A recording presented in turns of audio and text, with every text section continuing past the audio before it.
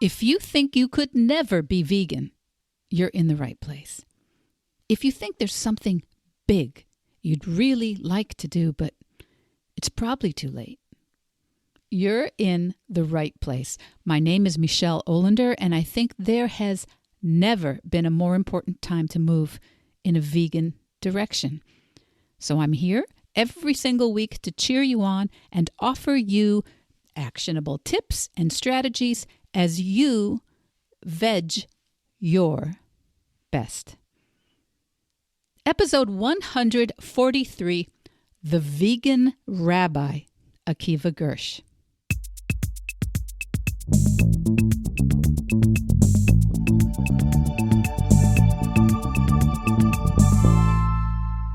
Hi, my Veg Your Besties. Hi, welcome back. Happy last Tuesday in May 2023. Can you believe that?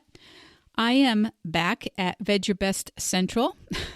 Okay, real brief. I want to get this episode put together today. Friday, the Friday before Memorial Day, long weekend here in the U.S. And apparently Charlie has plans this weekend. And if you don't know, Charlie is my virtuosic editor, sound guy, music composer, and the therapist who talks me off the edge when I have tech issues. So Charlie has plans, and he's not really that interested in waiting for this episode until Sunday morning. So if you follow Veg Your Best over on Instagram, you may know that my husband and I just got back from a great trip. Just the two of us this time, no grandkids, no kids. Just the two of us to the UK, and we'll talk about that at some point here because it really was jam-packed. Edinburgh, then train to Lindisfarne, then train to London. And speaking of trains, did you know that the doors on trains, British trains at least, the doors on trains are not like elevator doors. Train doors do not pop back open when they close on you. Did you know that? You didn't know? You didn't know that they just keep smushing you until someone finds and presses the open door button? Well, don't feel bad. I didn't know that either. And I do know that now. And I'm reminded by some bruised or maybe cracked ribs every time I take a deep breath, laugh, or roll over in bed. So don't say I never warned you. Anyway, I digress because this week we have a super guest, a great guest I discovered recently on Instagram, and it was because of a listener. And I love it when my listeners, I love it when you reach out. I learn from you. Even if you don't learn anything from me, I learn so much from you. And a podcast listener reached out and told me that she was vegan and Jewish, but she was getting feedback from the men in her community that they would not be on board with the idea of raising children vegan.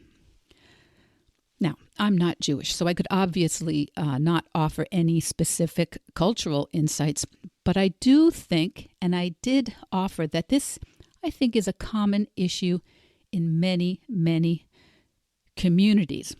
But anyway, the wheels in the brain were churning. The reticular activating system of my brain, my neurons, they're firing subconsciously. And somehow I must have put out into the universe with my brain, what could I offer? What could I find to be of some help to this young woman? And mostly to help her see her choice to be vegan was going to be a plus or an asset for her rather than something that was going to be limiting her chances of creating a beautiful marriage and family. So anyway, almost immediately, I discover the vegan rabbi, Akiva Gersh. Akiva Gersh teaches in, a variety of different formats about the connection between Judaism and the environment, animal welfare, and specifically veganism. Akiva holds a bachelor's degree in religious studies from Brown University, an MA, a master's in Jewish education from Yeshiva University, and a rabbinic ordination from Yeshivat Sulam Yaakov in Jerusalem. And Rabbi Akiva Gersh filled a need in his community by creating the first ever Jewish dating site specifically for vegan and vegetarian singles, which has turned into his very high-profile work as a dating coach on the Netflix show Jewish Matchmaking with Eliza Ben Shalom. I know. How did that happen? No matter your marital state, your religious identification, your connection with vegetarianism, I think you will be fascinated today by Rabbi Akiva Gersh. And I'm going to see you on the other side. Akiva Gersh, a.k.a. the Vegan Rabbi. Welcome to Vedge Your Best. Thanks so much. Really, really great to be here, Michelle. Well, I appreciate you making time in your evening. You are talking to me from Israel, where you have moved over the last part of your life. And I'd love to hear about all sorts of your journeys, but we are talking largely about the fact that you are the vegan rabbi, and you put together education for Jews to see where their spiritual tradition is in keeping with veganism, especially in our time now. So I'm going to ask you to give us a little background on who you are and where you came from. And I know you became vegan before you became a rabbi. Is that correct? That is correct. All Yes. right. So please tell us a little bit about yourself. Okay, great. So, yes, I'm known as the vegan rabbi, but before I was vegan and before I was rabbi and before I even became religious, I grew up in a suburb of New York City. I did not grow up in a religious family, didn't live a religious life. I was Jewish. I knew I was Jewish, but the Jewish part of my life was, kind of a light cultural Jewish connection. I went to public school, which meant that I went to Hebrew school a few times a week, which unfortunately, like most kids I knew back then, didn't really do very much for me to inspire me about my Jewish heritage or connection or identity. And by the time I got to high school, I was rather disinterested in anything Jewish. So that feeling only strengthened in college. And I found myself very, very removed and disconnected and non-identifying with the Jewish part of me. But when I first got into college, although this actually started in high school, I started to get really involved with activism. Lightly in high school and much more seriously involved with the activist world in college, starting right away my first year. And after my first year of college, after leaving the suburban bubble that I grew up in, where you don't really understand the world out there or how you impact it, or how modern humans impact the great big world. So that first year, I had a lot of epiphanies, a lot of realizations, a lot of eye-opening moments about my life, the world, how I grew up. And the main thing I took from that first year in college was that we humans are really destroying the world, destroying the planet, harming the environment, hurting the animals through our everyday, seemingly innocent actions. And that was a very, very strong and important and I would even say intense realization to have. And by the end of that year, I decided that what I did in college, I wanted it to be connected to somehow, hopefully doing my part, however big or small, in helping to heal the world. So I became an environmental studies major by the end of that first year, and then I became a vegetarian by the end of the first year. And if you knew how I ate as a kid, those first 18 years of my life, me being a vegetarian was one of the most radical and revolutionary things I could have ever done in my life. I grew up not eating any vegetables. Healthy food was not a thing in my life. I ate lots of meat, lots of dairy, lots of junk, lots of sweets, lots of processed foods. So for me, going vegetarian, it was a complete overhaul of my life. And then, and so I had to relearn how to eat, basically. I literally didn't know the vegetable kingdom, and I had to relearn how to eat. And I had help, from friends who were already there. And then about a year later, I decided, wow, all the reasons I went vegetarian are probably the reasons I should go vegan also. Because if I care about how the animals are being treated in these industries, well, the same thing, unfortunately, if not worse, is happening in the dairy and egg industries. And so I did. When I was 19 years old, I became vegan. And around the same time, interestingly enough, I started to become more aware of spirituality, interested in spirituality, desiring spirituality in my life. And that really kind of launched me on a few-year journey of exploring spirituality in general at first. And then I came in touch with and contact with, in connection with Jewish spirituality, which I never knew existed. Nobody ever told me. I never thought it existed.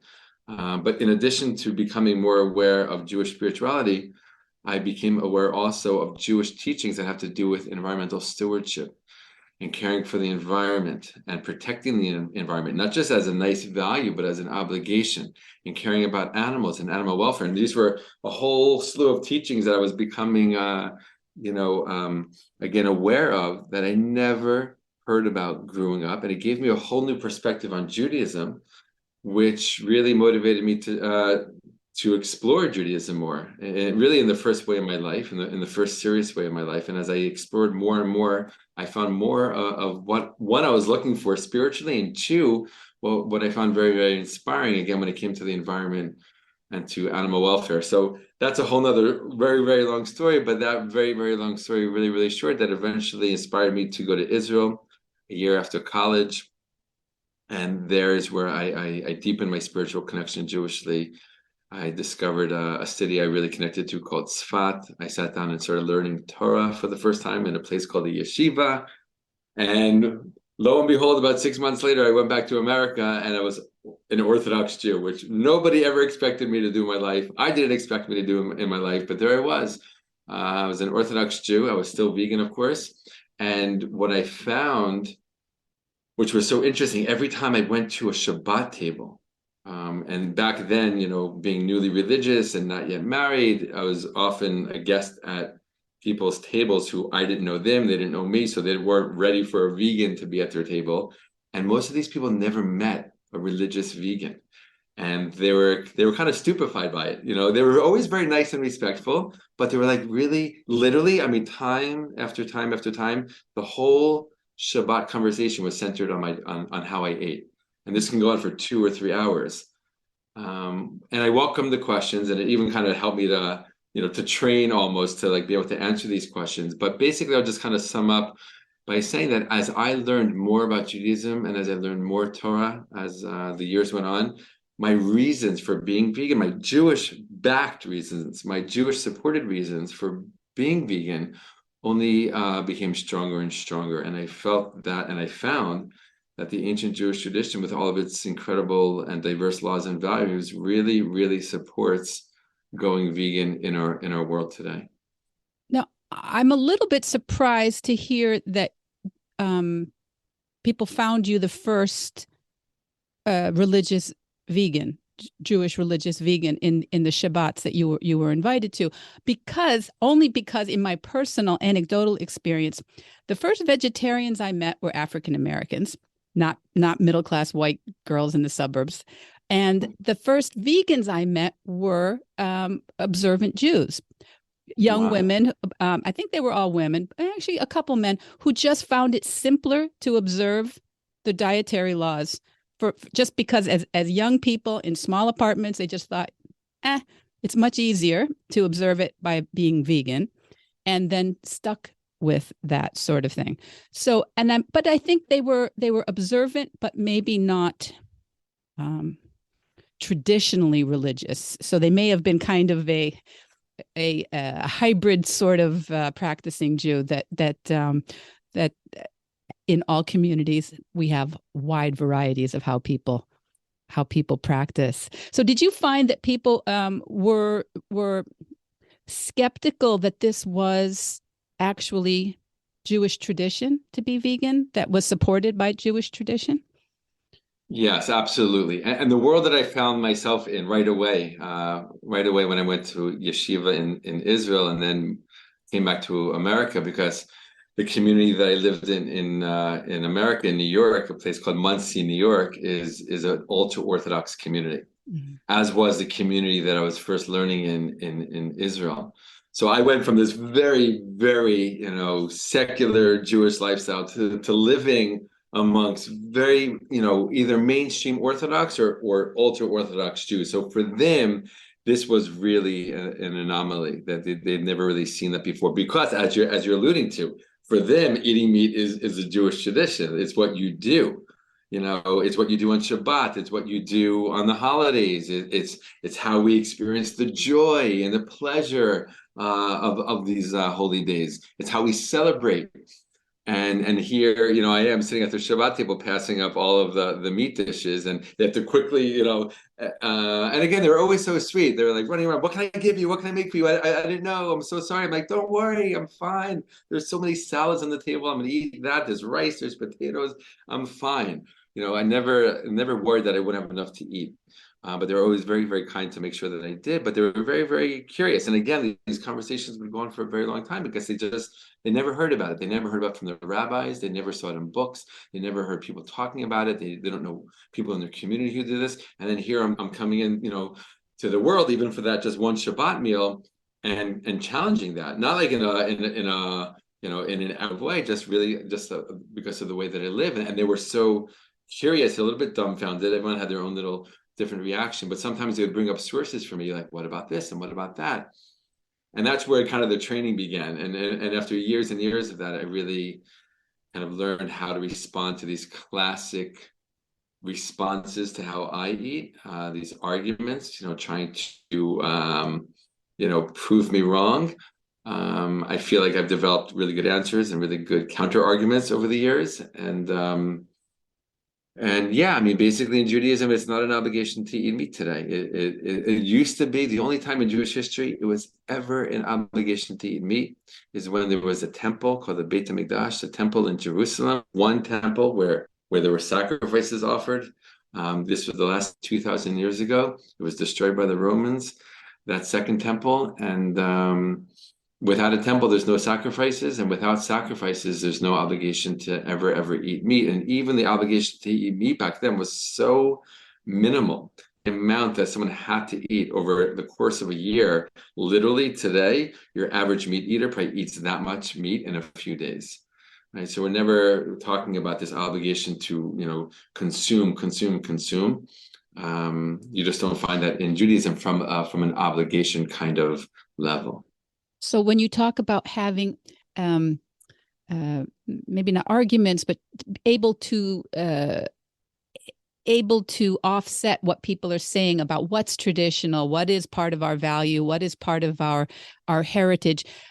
In most, I think, cultures, we have what's actually taught as part of our value system. And we also then just have what mom did and what grandmother did and how grandfather handled things.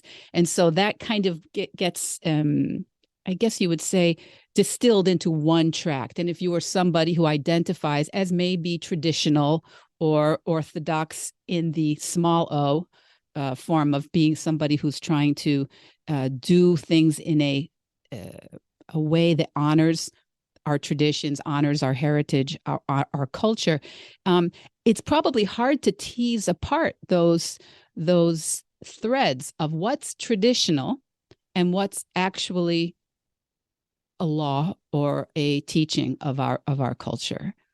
100%. I mean, Judaism has been around for over 3,000 years. So in addition to our set in stone laws, we have customs. We have many, many customs. And customs are very important in Judaism as they are in other cultures and traditions as well.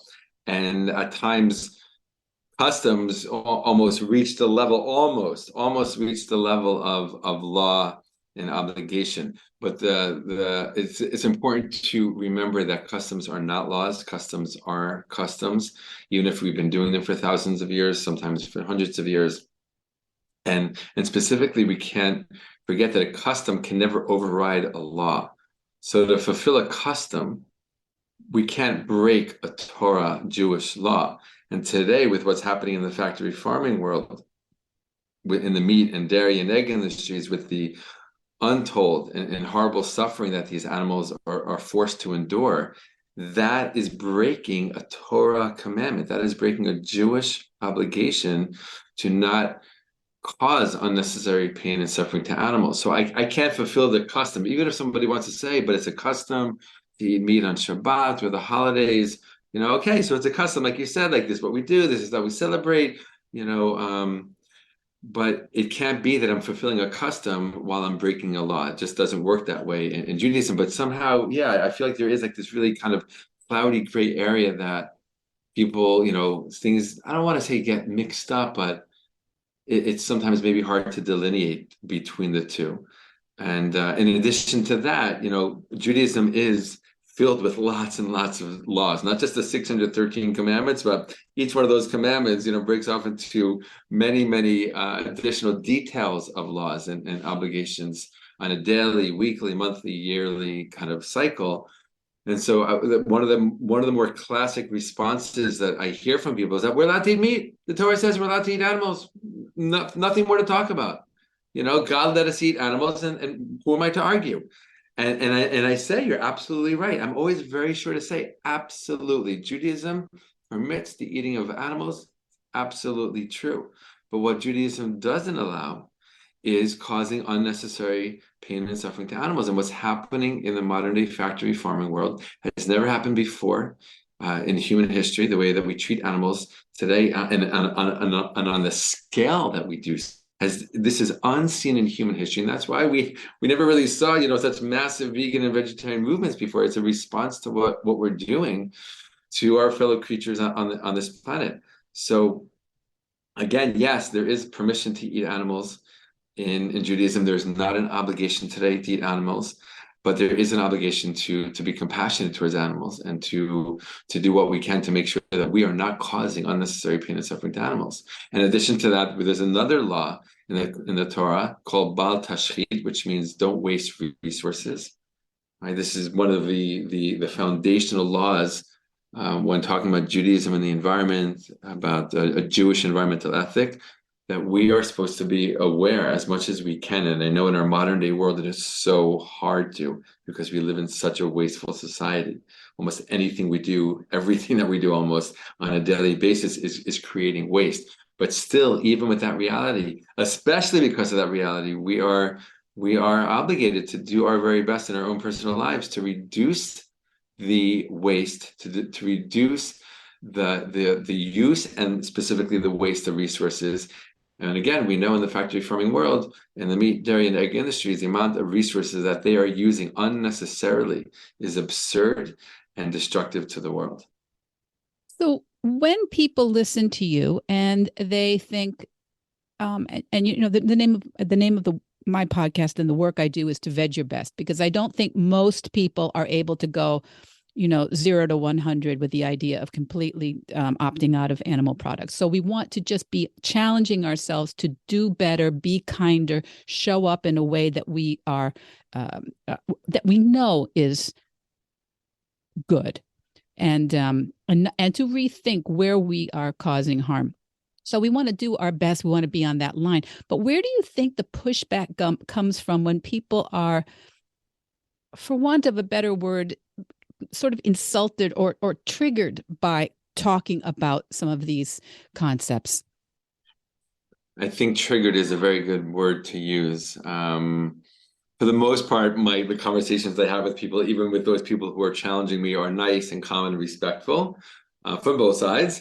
But every now and then I get somebody who's really, really, really triggered by what I'm saying and accuses me. This happened a few months ago, actually. Accuses me of all kinds of horrible things, like making up a new religion. You're leading people astray. This isn't Judaism, and yet all I'm doing, literally every single time I write, I post on social media, or I talk, whether it's in a video or live in person, I'm literally only sharing Torah Jewish sources, one after the other. Sources that are mainstream, that go back hundreds of years and thousands of years. So nothing what I'm sharing to support this view is coming from a place that's not mainstream Jewish thought. But yeah, right. People are triggered. I think it's a combination of a few things. First, I think we have to be really honest. People are addicted to things. They might not realize that you can get addicted to certain kinds of foods, but we know, and there's scientific proof, specifically with dairy. I've read articles, right, that people are obviously, get addicted to certain ways of eating, and it's very, very hard. And they understand that, and my heart's really open to that. I get changing one's food choices, one's diet is not a simple thing. And like you said, I think it's really the best way is to encourage people to take those small steps. Some people are able to make bigger steps quickly, great. If not, small steps are also amazing. Cut out meat once a week, that's amazing. I grew up eating meat twice a day, every day, day after day. To cut out once a week, maybe twice a week, that's already, really creating a positive impact. So I think people are triggered because their bodies are addicted to it, their brains are addicted to it. Two, it's cultural. It's what we do. It's how we celebrate. They don't know anything else. I met someone recently who said he said this to me. He said, Akiva, you're absolutely right. I agree with everything you're saying. Just tell me what to do. How do I eat in a vegan kind of way? Right. So I started sharing more recipes. Which he said was very, very helpful, like sharing recipes on my social media pages.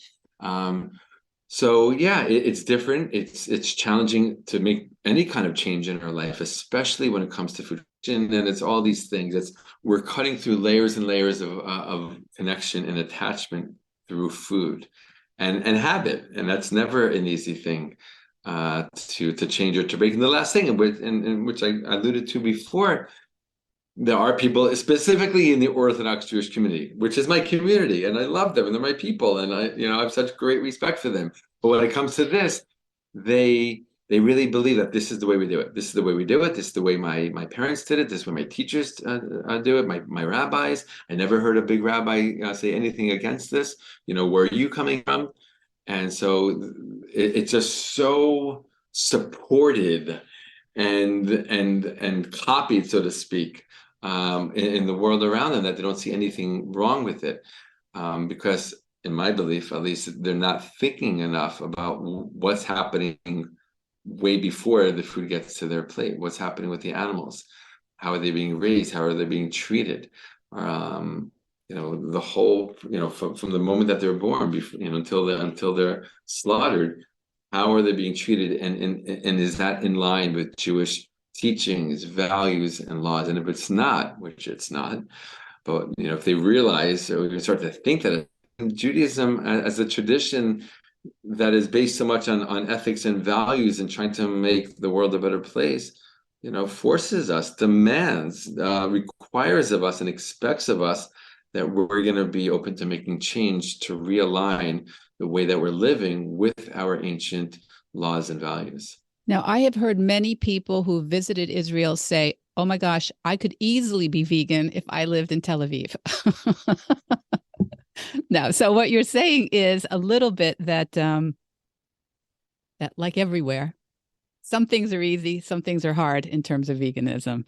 But is there a divide along in Israel itself? Is there a divide among secular Jews and very observant Jews or ultra Orthodox Jews about veganism? Would you say that what is it, 5% of Israeli citizens identify as being vegan? Yeah, the latest numbers I've seen is about 5% of Israelis are vegan. If you include vegetarians, that goes up to around 12 or 13%, just from what I've seen. So it is per capita. It's a very high number. That's why we're the top three. The last I saw, we were in the top three. Sometimes we're number one. But Tel Aviv as a city, right, is they say the vegan capital of the world. I think you do see in the Jewish world that more non-Orthodox Jews have become vegan, are becoming vegan. It's more of a I don't know how do I say it. Basically, it's not as we say in Hebrew, and then I'll figure out the English. Lo mikubal so much in the Orthodox world to become vegan, not accepted, not the norm. It's taking longer in the Orthodox world, but you are starting to also see changes in that. I'm meeting more other vegan rabbis, which is really, really great, both in Israel and America. Not a ton of us, but we're out there, and we're talking about these things and sharing these teachings. But yeah, I think where we are right now as a collective Jewish people, it is more of a value in the non-Orthodox world. And but I do have hope, and I really do have a strong belief that it will take off. It will increase in the Orthodox world, hopefully soon. I think it's very hard in any culture um, to look at your family, your mother. I myself raised my children eating animal products. I mean, so I I don't think it's hard for me to imagine that there's an assumption, as Melanie Joy says in her book, that it's normal, natural, and necessary to eat animal products. And so when someone starts saying no, you have to say either I did it wrong or my mother did it wrong. And I like to say nobody did it wrong so much as they did what they thought was best. And Mm. maybe as we go through all of our lives, we know better, we do better. Big jumps, small jumps, but we want to I think we want that humility in terms of how we live. And in such a rapidly changing world where animals are not being brought to our plates and to our dinners in a traditional way at all, that it's it's incumbent upon us to really always think, to always see how we can do something. Now, when you have, as a rabbi, do you work with families? Is that part? Do you have? I don't know the term when we have like a parish type of thing in the Christian concept. Do you have people that you work with daily, weekly? So in the Jewish world, it's interesting. Most rabbis are not what we call pulpit rabbis, at least in the Orthodox world. Many are. Outside the Orthodox Jewish world, in the Reform and Conservative, if someone's a rabbi, they're usually a pulpit rabbi, meaning they're the rabbi of a congregation of a synagogue.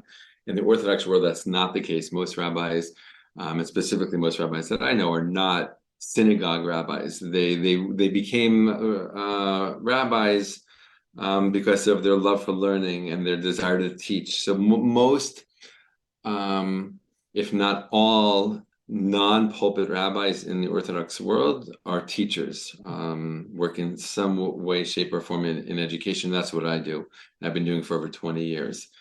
So I don't work with, families or individuals within a congregational setting, but in our new social media kind of world, I work with a lot of people through social media, and a lot of people reach out to me for questions and concerns. I do consulting also on various different topics related to Judaism, veganism, raising kids in schools, all these different issues that come up for people.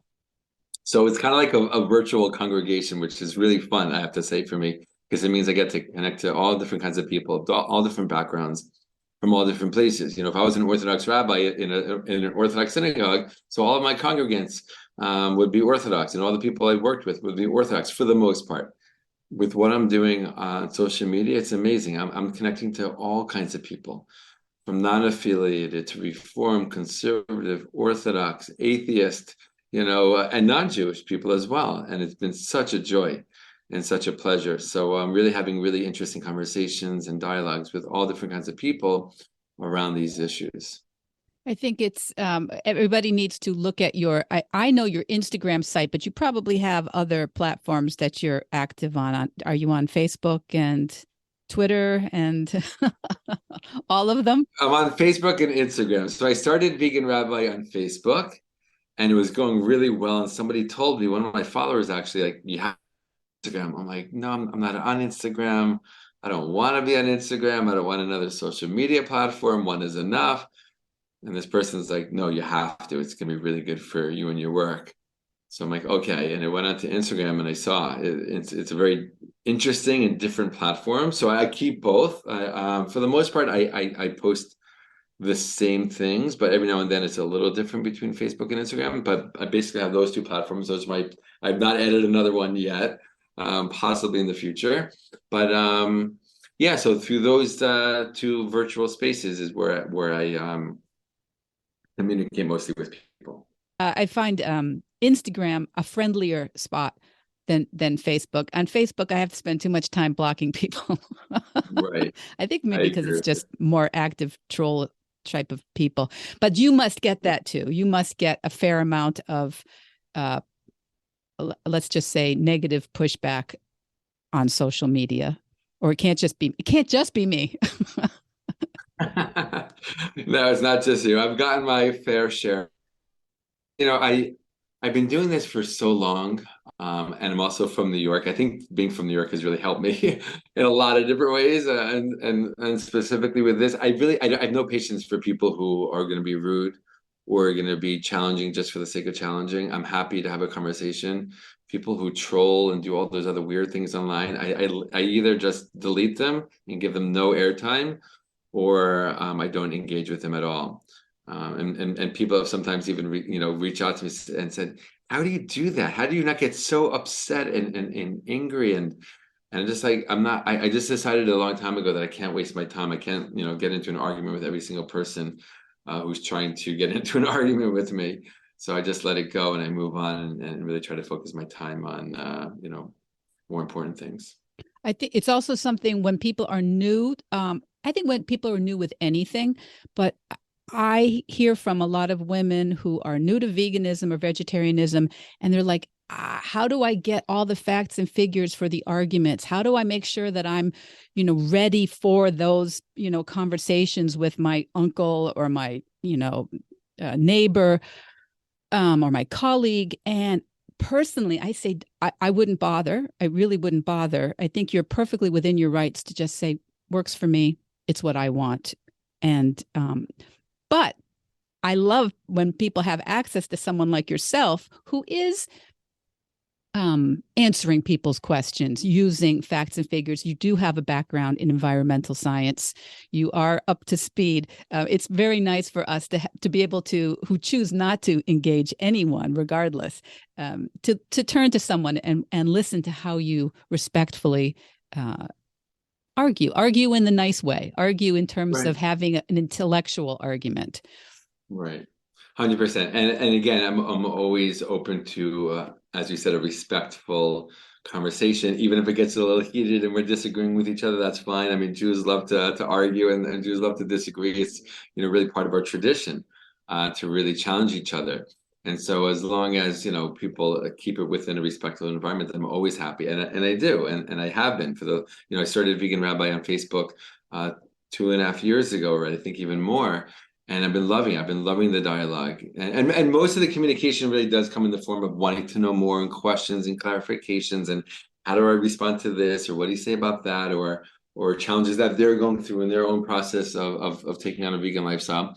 But every now and then, of course, there are those people who are just out there to challenge me and say that I'm wrong. And again, if it's within a respectful context, I'm always happy to engage with them. It's not the first time that I've been challenged. So most, if not all, literally, seriously. I mean, I can't remember the last time I heard a new challenge to what I'm sharing. So, I'm ready. I have my answers. I've said it before, and I'm happy to say it again. I'm happy to say it 1,000,000,000 more times. But there's very little, again, if anything, new that I'm finding that people are coming to me in terms of challenges. Even recently, on my recent speaking tour in the US, I was talking to it was a mixed kind of Jewish crowd, but there was an Orthodox Jew there who was very, very sweet and very, very respectful. He didn't, I think also, you never really heard this before, Judaism and veganism, what are you talking about? And he had a couple of questions. And, with all due respect, they were not that challenging or not that complicated. It wasn't so hard to, he wasn't trying to be mean. He just wanted to understand, and the challenges that he brought, to me from a Jewish perspective were very easy to answer. There's no real, I don't think there's a really strong Jewish argument for eating animals today at all. And that's even without considering what's happening in the factory farming world. But the second you do bring in what's happening in the factory farming world, I mean, it becomes, for me, really, really clear, that we just can't be supporting that. With our laws and our values of animal welfare and environmental stewardship, we can't be supporting such disastrous and destructive industries. Where do you think, for the people who reach out to you and want to pick your brain or get some advice from you, what are the classic problems that people present to you? Where do they say, Rabbi, I just don't know how this is going to work? That's a really good question. So there's a few different things. One, if we're talking a lot about the Orthodox community, which I think is good, if they live in the Orthodox community.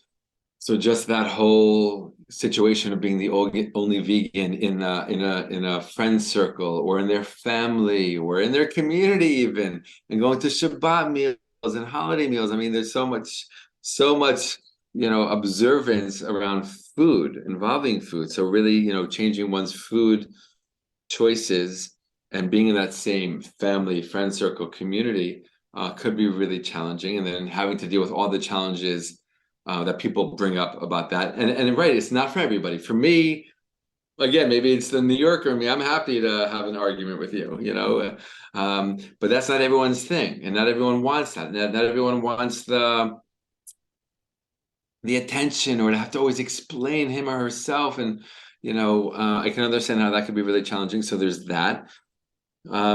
Number two is just how, what do I do? For people who've been vegan very long time, it's not, we don't think about it anymore. But for someone who's newly vegan, that's a really big change. So, just eating in general, how do I, and the health aspect, they don't want to get, sick. They don't want to harm their body. They want to make sure they're getting everything that they need, which I totally understand. So there's that aspect of it. There's the holidays again. How do I have a Shabbat? I want to invite friends over, for Shabbat. How do I make a vegan meal that's going to be, we have this concept in Judaism called Lichvot Shabbat, that the meals that we make on Shabbat should be in honor of Shabbat. They should be like the best meals of the week, like really, really just like full-on meals and multiple courses and like, the best food you're preparing all week. How do I do that for guests who are not vegan? So lots of questions, lots of sensitivities, worries, especially at the beginning, can come up with people, both again on the individual, the family level. I've heard from lots of people in terms of family, and then again, the community. And one thing which, again, I think I alluded to a few times, but I just want to say really, really clear. I think one thing specifically in the Orthodox world, and definitely in the ultra-Orthodox world, is like, if my rabbi doesn't do this, I'm not doing this. Right? It's really, there's this real rabbinic leadership, which I respect greatly. I've learned over the years with incredible rabbis who I have tremendous respect for, and really, when you meet someone who's really just an example of the kind of person you want to be, the kind of Jew you want to be, you want to follow in their ways. And if that person is eating meat on Shabbat, and if that person is eating, meat sandwich on a Tuesday afternoon, then that's what I'm going to do too. There's no problem with it. And can't, I'm not going to listen to you. Like I'm not going to give you any even space to tell me that this is wrong because my rabbi does it. And if my rabbi does it, then it's not wrong. I think that's, I think that's, we have, what do we say, that what wires together fires together. So we have this sense of, I have leadership from family or from spiritual leadership, and I have my idea of ethics, and I have what I feel I'm hearing from my teachings, from the law, from my religion, and how can it be wrong? How can I be an observant Jew if I'm calling someone who is my teacher wrong on an issue? So maybe we never have to say wrong. Is it possible that we don't say wrong? Or do you feel that wrong is involved? Because I know in the vegan community, some people, I do believe there are moral rights and wrongs. And I don't always think those are the things that are the most helpful when people are trying to change behaviors, because they become very fraught and they bring up a lot of resistance, like deep resistance and confusion. So I'm wondering if you see that same problem when we go straight to it's wrong or they're wrong or the behavior being wrong. Right. So I seldom, if ever, use the word wrong. You're wrong, they're wrong, what I think, and I think it's like you said before, it's a process. People have to open their eyes to this. They have to become more aware of this, for whatever reason. And I really don't know why, but when I was 18 years old, even 17, I started becoming really hyper aware. Why? But I can't explain that. But once I became aware, I couldn't not change my actions. So I think that's a real kind of important part of this is are people aware of what's really going on? And we're living in an age where, I mean, just the amount of information that we have out there about everything, in general, but specifically about this issue is so great. There's so much information. There's websites, there's videos, there's short videos, there's documentaries. I mean, how many times have I heard people say, "Yeah, I watched one documentary and I went vegan." I've heard that from so many people, whether it's for health reasons, for animal reasons, for environmental reasons, so I think it's a process. People have to know, they have to become aware. And as I like to say, even if people know, even see the documentary, because not everyone goes vegan right after they see one of these very well done documentaries. And that's because, excuse me, the journey from the head to the heart is very, very long sometimes. And so, to take that information, in an intellectual way, but to bring it down to your heart on an emotional level and then allow it to, express itself in change in lifestyle, that's a whole journey that someone has to go through. I went through that journey many, many years ago. I don't know. I don't know. Not everyone is in that same space of taking in that information and wanting it to get to their heart level and wanting to be open to change for whatever reason. And I'll just say maybe one other thing. When it comes to, like, how can I do this? My rabbi doesn't do it. And nobody in my community does it, right? So kind of like that just is like a self-perpetuating reality. Like, I mean, the world has changed. We have to be aware of that. And I remember hearing a story. There's a very, very big rabbi, the Lubavitcher Rabbi, originally from Europe. He moved to Brooklyn, and in the 1950s, I think it was, he would smoke cigarettes. I don't know how many cigarettes he smoked, but he would smoke cigarettes, like everyone basically back then. Doctors, we know, were prescribing cigarettes to people, or at least approving of smoking cigarettes. And there's a story that's told of this, and he was like a Rebbe. He was like a grand rabbi. He was the rabbinic spiritual leader of thousands and thousands of people who watched his every single move in this kind of way that we spoke about already before. And someone came into his office one day as he was smoking a cigarette, and the person brought a newspaper to this rabbi, and it was the first time that it was being reported that cigarettes might be harmful to our health, right? And so the story goes that upon hearing that, even just a small doubt that smoking cigarettes might be harmful to our health, the Rebbe, the Lubavitcher Rebbe, put out the cigarette immediately upon hearing that and never touched another cigarette again, right? And that, I feel, is a we need to have to what's happening in the factory farming world today. That we thought, and we had good reason to think that, today animals are being raised in the kind and compassionate ways that they're not. Right? They're being held in these prisons, and they're being tortured, and they're being treated with such cruelty, and they're subject to so much pain and suffering. It's changed.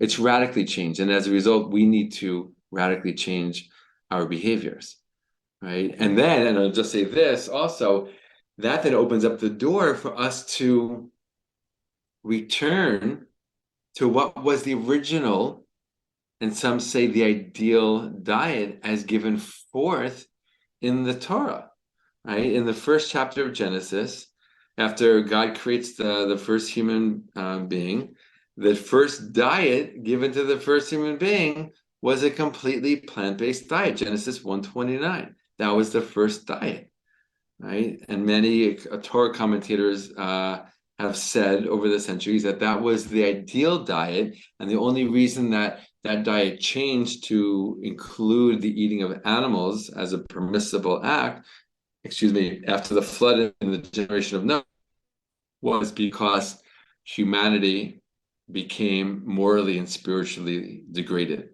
Mm. and therefore didn't have the capability, and God didn't think they had the ability to hold to that original ideal level and way of living. Mm. So I feel like, what's happening in the world today is kind of, you know, again, with all this horrible cruelty and pain and suffering that animals are going through in the factory farming world, it's forcing us, or at least I believe should be forcing us, to look again at how we're eating and then rediscover, so to speak, although it's been there this whole time, rediscover the fact that in Judaism there is this real strong support for a plant-based diet as not only the original diet, but the ideal way of eating, and also, even, and there are sources that support this, also the way that we, all of humanity, will return to in the future as well. So, Rabbi, how do my listeners learn more about the work you do? I understand you're working a little bit now with this Netflix special in terms of matchmaking. And I think this is probably, from a day-to-day point of view, this is where so many people have their challenge, right, is to find a spouse who is at least on board with their veganism, and how will their family be raised in a vegan way, or not. I am used to topics of conversion in terms of mixed marriages, but there's also the mixed marriage of vegan, non-vegan, right? 100%. Yeah. So I'll just say quickly, yeah, no, it's really interesting and exciting what's happening with that as well. And right, we're talking about challenges that people express. And one of the things I didn't say before, and I'll say now, is that over time, more and more people who follow me on social media were getting in touch with me and continue to get in touch with me. Like, Rabbi, I'm vegan, I'm dating. It's not easy. It's not simple dating as a vegan in the Jewish world. It's hard enough. It's looking for my soulmate, for my life partner. And as a vegan, it's making it even harder. Can you help me? Do you know anybody? And this already, about a year ago, people started getting in touch with me with that request, with that question. And I'm like, dating? What do I know about dating?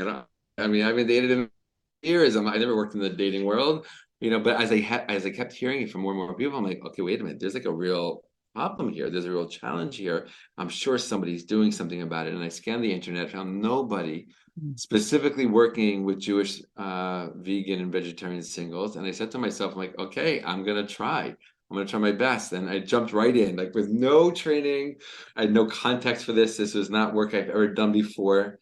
But I jumped in, and because I wanted to try my best to help these people and to see if I could find people for them, make any matches, and I eventually started using a website that a friend of mine built for singles, and he built me my own private community for Jewish vegan and vegetarian singles, and that's still a website I'm using. It's kind of like a do-it-yourself, free sign-up kind of website that people can use. They can find out information on this on my website, which is akivagersh.com. They can also get in touch with me through my social media pages, Vegan Rabbi on Facebook or Instagram. But basically, as time went on and I was doing this more and more, that my database grew and grew, and I realized that people also want coaching, and people want help in terms of just going through the dating process and learning how to do that better. So I started getting involved with dating coaching for vegans and vegetarians, and of course the matchmaking. And then one day, I'm talking to a woman who lives on the street for me, who I knew worked in the dating world as a dating coach and matchmaker, and I told her, Eliza, I'm jumping into this world. People from my network are asking me for this, and I jumped into this whole world, and now I'm working with Jewish vegan and vegetarian singles, trying to help them find their life partner. And she was really amazed by this niche. And basically, long story short, she's like, we should do something together. And of course, this Eliza is Eliza Ben Shalom, and she's the star of the new Netflix show Jewish Matchmaking. And it's so exciting, and I'm so happy for her, and just what's happening with her personally and professionally. and what she's doing. Who she is on the show is just so incredible. I feel like she's just really shining such a beautiful and powerful Jewish light into the world, and really sharing this ancient wisdom of Jewish dating and matchmaking with the world. And now I'm basically working on her team as a dating coach, which is something I never thought I'd be doing, 10, 11, 12 months ago. And it's now part of the vegan rabbi kind of world and work that I do. And it's really, really exciting. It's incredibly inspiring work. It's very challenging work. But there's a certain kind of, excitement that I have for this that is really propelling me forward, and I'm really excited to continue in this specific niche of trying to help Jewish vegan and vegetarian singles find their life partner. Well, I think it's so fun because one of the blessings of this job is I get to talk to people who have transmuted their activism in so many different ways. Sometimes it's in a business, sometimes it's in coaching, sometimes it's in food production or training people. But this is the first one. This is the first person I've spoken to. Your activism is not just in your spiritual teaching, but also in like helping people make their actual choices about beginning their families in a way that will be conducive to staying vegan or vegetarian. And I think when we have that little tipping point of people who think it's normal and reasonable to be vegan, things will really change quickly. I think as long as it's kind of that tiny little percentage, it can be discounted but when there's one in every family. Right, 100%. And it's really starting to happen, I mean, people will come up to me like, oh yeah, my kid is vegan, or like my uncle's vegan, or somebody in my family is vegan. And we are seeing change now. And it's amazing.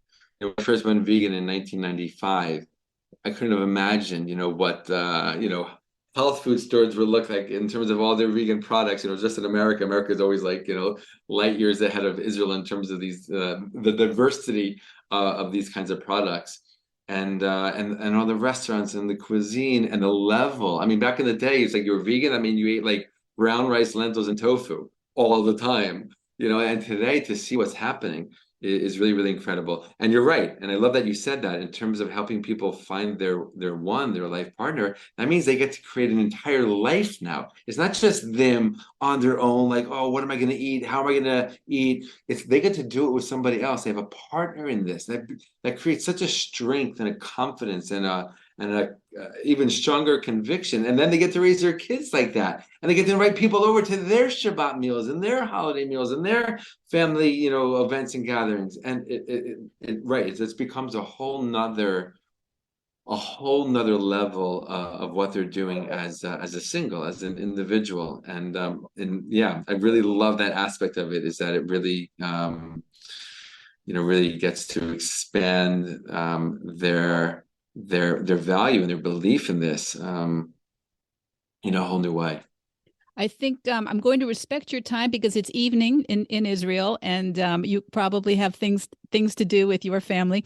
But I would like to thank you so much for making time to being here on Vedge Your Best. And I think that you also are going to, for people who are not Jewish or who do not come from a very defined spiritual tradition or religion, they're going to find in you, I think, an opening for how do I be someone who's got a different point of view in a culture that is dominated by not paying attention to animal products, not worrying about it too much right now. So I think everybody will get something from this interview. And I personally, you're an extremely engaging, great communicator. And I hope everyone goes straight over to Vegan Rabbi and Instagram and enjoys what you've been creating the way I have. Thank you, Akiva. Thank you so much, Michelle. Really, really such an honor and a pleasure to be on your podcast and to talk with you and to discuss these ideas. Really, really, thank you so much. So what did you think of Rabbi Akiva Gersh, the vegan rabbi?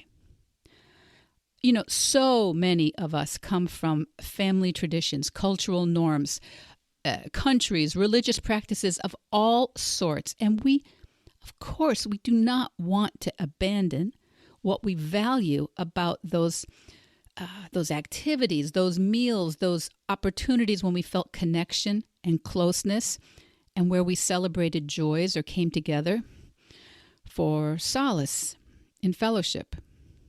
We want that sense of community very often that we were raised in, community and continuity, but many of us have found our decisions to limit or eliminate the consumption of animal products to be somewhat isolating or disconnecting. And I am so very grateful that Akiva has shared his really very personal, beautiful, and inspiring journey here on the pod this week. And I am wondering how all of us can put a little bit of this into practice in our own lives, right where we find ourselves in our communities, in our families and traditions this summer. You know me, I'm always reminding myself by reminding you guys that we can actually decide to make challenging situations a blessing. We can actually decide to make challenging circumstances an opportunity or a magnificent quest. We really can. When we decide to reframe the challenges that face us as opportunities, we get to grow, we get to serve. I hope you're going to follow Rabbi Akiva Gersh or share him with people that you know who could use his special brand of communication and wisdom. And also, you'll follow him, the Vegan Rabbi, on Instagram, and his website, akivagersh.com. akivagersh.com. So many articles, videos, all the ways you can learn more about his work. Okay, my Vedge besties? I will talk to you next week. June, can you believe it? And until then, get out there and veg your best. Veg Your Best podcast production, music, and editing by Charlie Weinshank. Thanks, Charlie. Before you go, it would mean so much to me and the Veg Your Best team if you would hit subscribe, leave us a 5-star review, or share with someone you think might be interested. Something about algorithms, it helps bump us up a little in the rankings, and that's the best way to help others find the podcast and for us to find our audience. So, until next week, make it easy and veg your best.